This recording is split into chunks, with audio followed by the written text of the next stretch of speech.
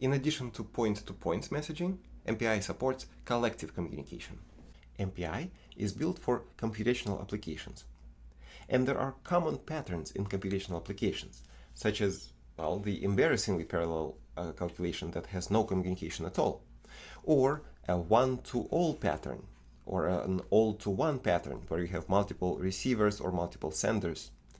There are also patterns where you split up the simulation domain into multiple pieces and you distribute different pieces to different processors, and you want to exchange the boundary cells with your neighbors.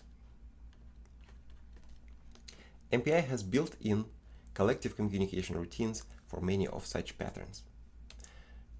For example, there's the broadcast routine, a one-to-all communication pattern.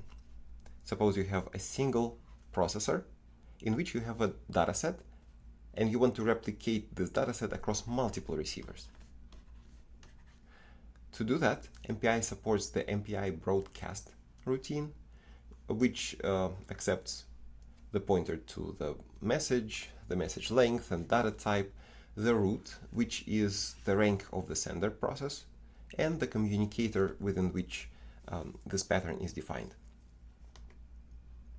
Of course, you could implement this pattern using a loop. In this loop, you will do MPI send on one end and MPI receive on the other end. But using the collective communication routine has two advantages. The first one is algorithm. If you use a loop, you have serial communication. And if you have n receivers, the cost is O of n.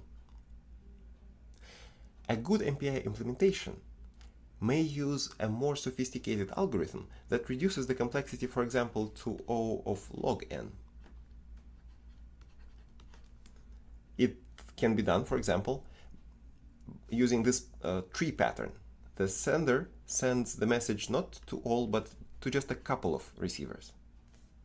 And then these receivers start sending messages to their neighbors. As you can see, this is a parallel communication pattern, and you don't have to do anything to parallelize it. You just rely on the communication routine. The second reason is fabric functionality. Specialized fabrics, such as InfiniBand or OmniPath, may have built-in functionality for collective communication. For example, if you have a one-to-all pattern, the fabric may be able to pull the message from a single port on the switch, replicate this message across multiple ports on the switch, and in this way reduce the total amount of data moved. A good implementation of MPI, combined with good drivers for the fabric, will have this functionality built in. And you don't need to know about how it's implemented in hardware. All you have to do is rely on a collective communication primitive such as broadcast. But there's other examples of collective communication. For example, scatter.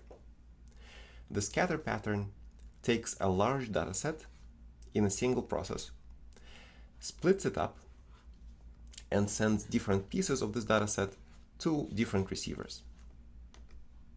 There's also the opposite operation, where you have multiple senders that have parts of a larger dataset, and MPI gather will aggregate these pieces into a larger dataset on the receiver.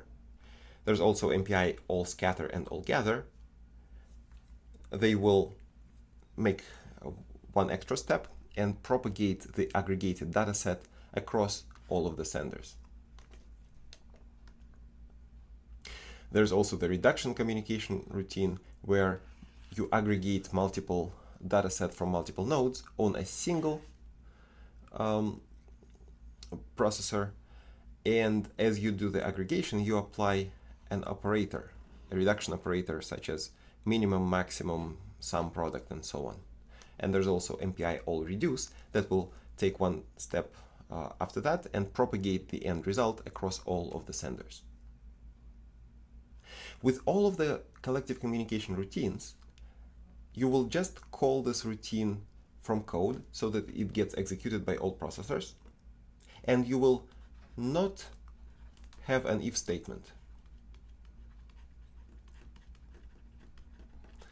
Remember that with MPI send and MPI receive, you had to differentiate the sender from the receiver. And to do that, we used an if statement. This is not needed for collective communication because you will specify the sender or the receiver rank as one of the arguments of your routines.